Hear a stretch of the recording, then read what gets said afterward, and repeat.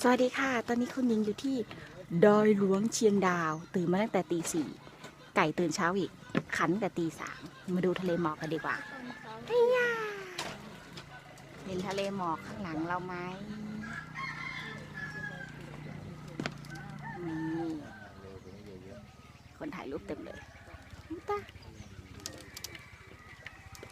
ดูทะเลหมอกนี่ด้านหลังนะ ทะเลหมอก แต่ว่าแสงมันไม่ค่อยชัดเนาะเดี๋ยวปะ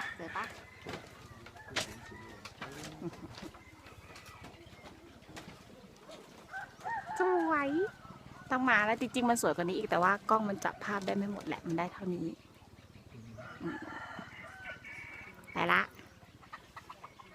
ให้ดูทะเลหมอกบ๊ายบาย